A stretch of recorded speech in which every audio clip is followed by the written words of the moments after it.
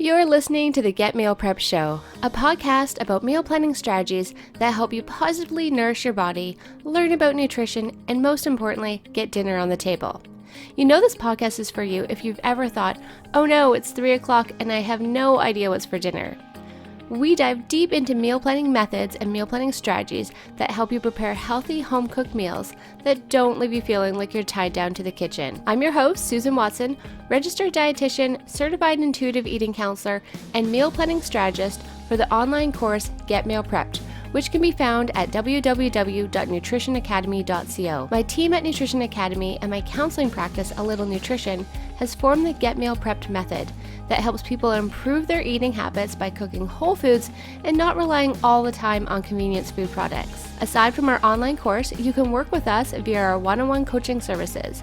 You can find links to our packages in the show notes below this recording.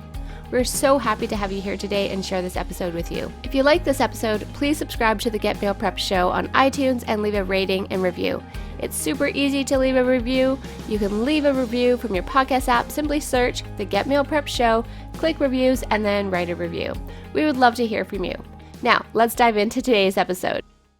Hi everyone, and welcome to today's episode. Today's episode is a replay of a media interview I did with Winnipeg Global News earlier this week, and I'm talking about nutrition tips for making being at home a more positive experience. So many of us that are self-isolating or in social isolation may feel a little bit more negative or maybe down about the fact that we can't be out with friends and we can't really socialize. But I've got some tips here today that I'm going to be talking about that you can use when it comes to being back in the kitchen and being at home to really help work at still improving your health and staying on track, but also making nutrition a little bit more positive. So I hope you enjoyed this episode.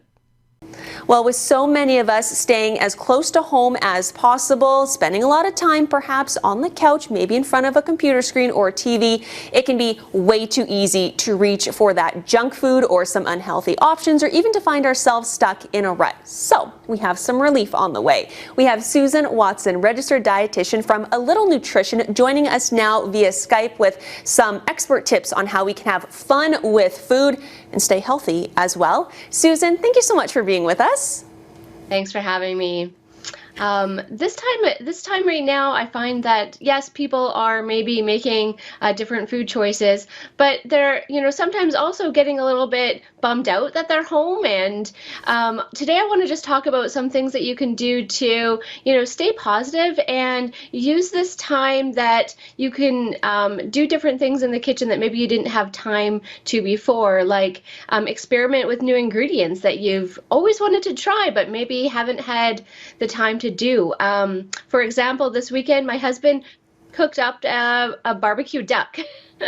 Wow. So I know he wanted to try barbecue duck and we never had time to figure it out. And what's really interesting too is there's lots of pop-up Facebook groups that are happening now where you can try a new culinary ingredient or a cooking experiment and post it on a Facebook group so that you can have some social interaction as well. So it's use this time now to do something that you've always wanted to do.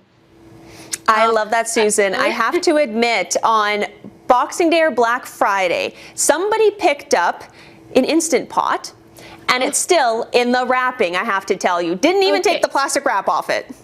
Okay, so this is exactly the perfect time to take those culinary risks that maybe you haven't had time to when life was a little bit busier. So take that Instant Pot out and, try to master it. Try to even, for you, get it out of the box. Try it out. There's also things that people have told me that they've wanted to try, have never had time for, is, those plant-based recipes that we're encouraging people to try to cook with lentils. And it's like, oh, I don't have time to learn it yet. Well, now you do while you're home. How about things like figuring out what all the fuss about quinoa is, or kale, or trying those roasted chickpeas? This is that time now where you can take the culinary risk and figure it out. And the other thing is trying new recipes, like stuff from scratch. So, making homemade pizza from scratch. Or what about homemade pasta? That's also something I've heard a lot of people say, oh, I'd love to learn how to do that.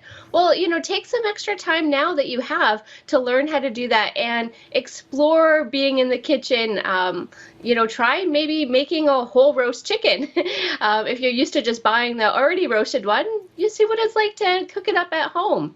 So there's lots of different things that you can be doing, but the idea is to get back into the kitchen, see it as an opportunity to learn how to cook, to try new things, and figure out how to use those kitchen tools that have been sitting in the box gathering dust. And what if we have a family at home with us as well, Susan? We know we've got the time, but what if we've got little ones, I don't want to say in our way, but little ones around us? Absolutely. So this is the time, instead of getting burdened with having now to cook 3 meals a day for the family, think about using this as a learning opportunity to get the kids into the kitchen. They can be absolutely helping with meal planning, meal preparation, especially the cleanup. I don't think I've unloaded the dishwasher once since they've been home. It's been a really good opportunity to get them in the kitchen feeling comfortable. And then you could do fun things like teaching them things like writing, math, and reading, especially science when it comes to baking or cooking.